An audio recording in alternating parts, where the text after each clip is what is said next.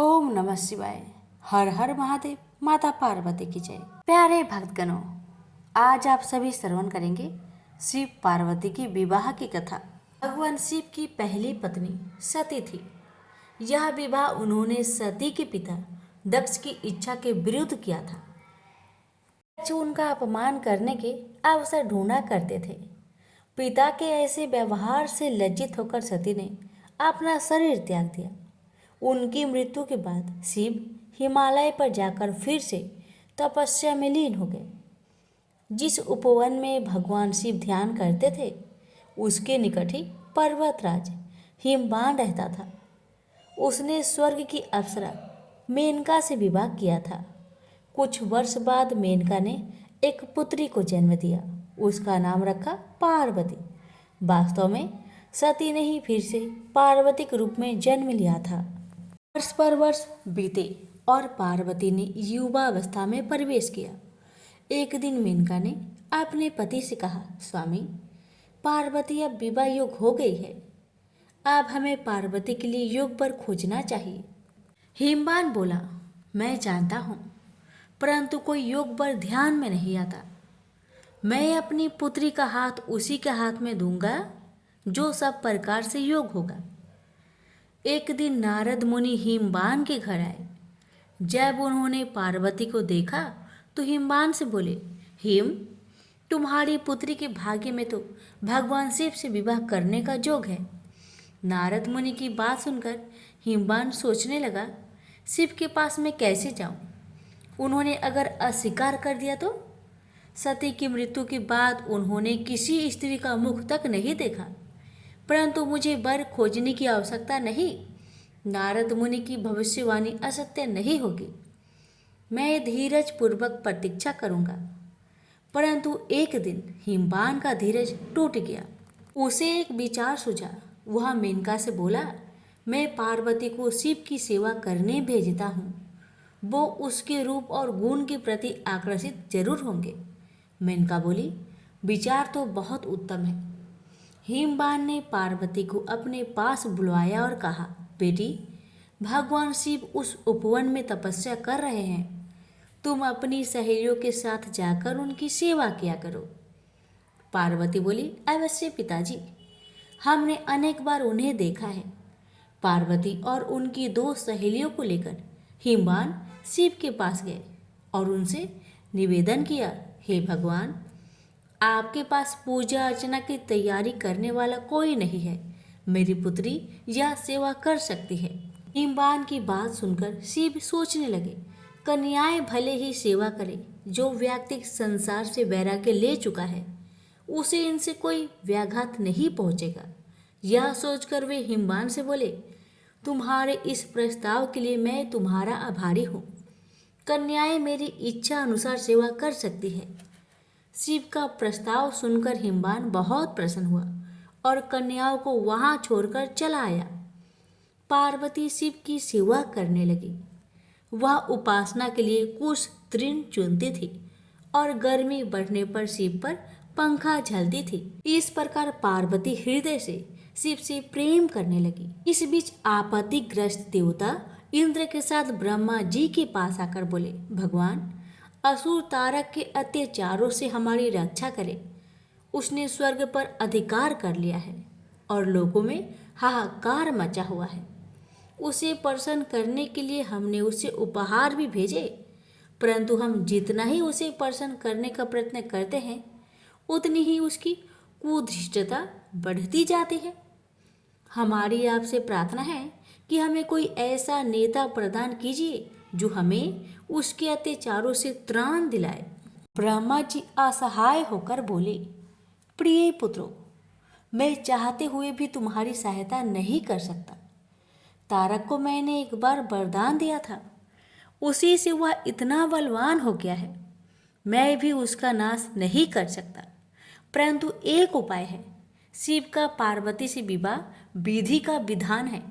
तुम जाओ और शिव पार्वती की सुंदरता का भान कराओ। शिव और पार्वती का जो पुत्र होगा, वही तुम्हारा नेता बनकर तारक का वध करेगा। ब्रह्मा जी की बात सुनकर देवराज इंद्र सीधे प्रेम के देवता काम के पास पहुंचे और बोले, कामदेव, मैं तुम्हारे पास एक आवश्यक काम से आया हूँ। तुम शिव पर अपना जादू चलाओ ताकि वे पार्वती से विवाह कर ले।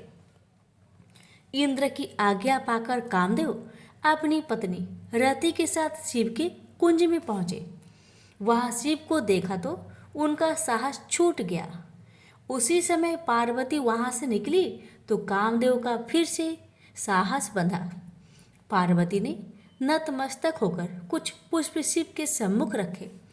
यह देख शिव बोले, तुम्हें ऐसा पति मिले जो बस केवल तुमसे ही प्रेम करने वाला हो। शिव की बात सुनकर पार्वती सोचने लगी, शिव का वचन कभी मिथ्या नहीं होगा। मैं कितनी भाग्यशाली हूँ। यह सोचकर पार्वती शिव के गले में माला पहनाने ही वाली थी, तभी कामदेव का बाण निशाने पर लगा। शिव ने पूरी शक्ति से अपनी भावनाओं को बस में किया और इधर उधर देखने लगे। उन्होंने कहा, मेरे मन की शांति भंग करने का साहस किसने किया? तभी उनकी दृष्टि कामदेव पर पड़ी। उस दृष्टि मात्र से कामदेव जलकर राख हो गए। यह देख रति मूर्छित हो गई। शिव पार्वती की ओर आंख उठाए बिना ही कुंज में चले गए। यह देख पार्वती शोक और लज्जा से विहल हो उठी और उदास मन से अपने घर लौट गई।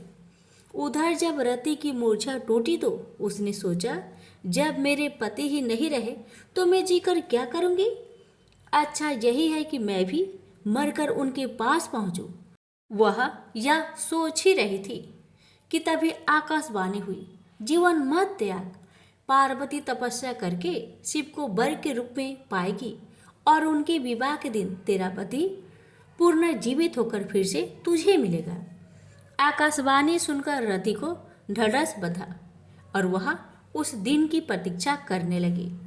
उधर शिव के व्यवहार से पार्वती को बहुत दुख हुआ, परंतु उसके प्रेम में कमी नहीं आई। वह सोचने लगी, मेरा सौंदर्य उन्हें आकर्षित नहीं कर सका, परंतु मैं हार नहीं मानूंगी। सौंदर्य से नहीं तो मैं अपनी तपस्या और भक्ति से उन्हें प्राप्त करूंगी।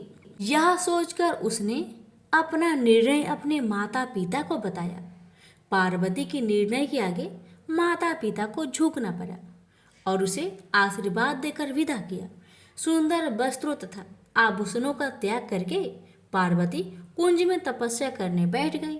कई वर्ष बीत गए, परंतु पार्वती ने आशा नहीं छोड़ी। एक दिन वह जल कुंड में प्रवेश करने से पहले पूजा अर्चना की तैयारी कर रही थी कि एक युवक ऋषि उनसे मिलने आया। उसने पार्वती से कहा, तुम्हारा यह सुकुमार शरीर कैसे ये कठिन कर्म करता है जो तुम्हारी आत्मा उसे करवा रही है?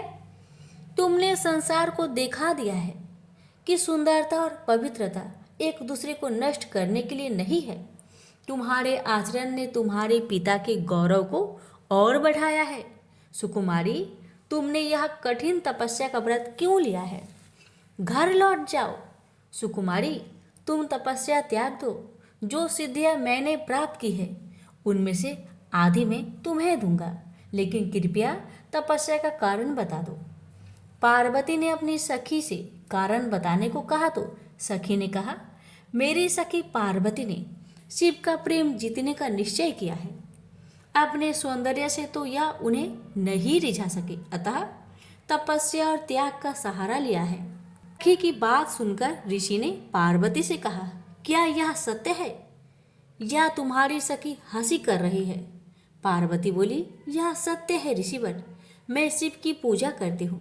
मुझे विश्वास है तपस्या और भक्ति से एक दिन में उनका प्रेम प्राप्त करने में सफल हो जाऊंगी। ऋषि ने कहा, ओह, तो ये बात है। मैं शिव को जानता हूँ। वह तो अपने सारे शरीर पर भस्म रमाए रहता है, आग उससे लिपटे रहते हैं, चर्म धारण करता है।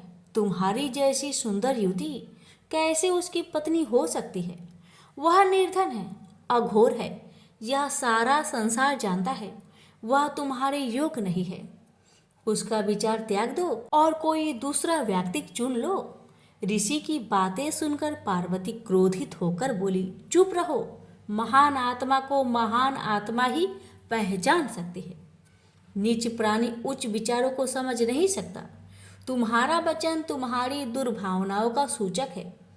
शिव दिखावे से नहीं प्रभावित होते हैं, न किसी को प्रभावित करते हैं। वे अघोर है, निर्धन है, चर्म धारण करते हैं, उनके शरीर से सर्प लिपटे रहते हैं। तो क्या हुआ, वो मेरे मनोनीत देवता है।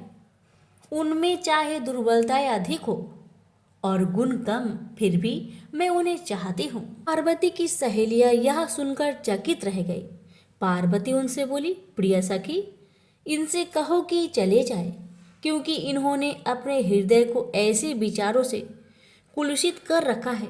बुरी बात कहना पाप है, तुरंत उसे सुनना भी और भी बड़ा पाप है। चलो हम चले। क्रोध से भरकर पार्वती जैसे ही चलने को हुई, ऋषि ने जल्दी से आगे बढ़कर उसका मार्ग रोक लिया। यह देखकर पार्वती आश्चर्य हो गई।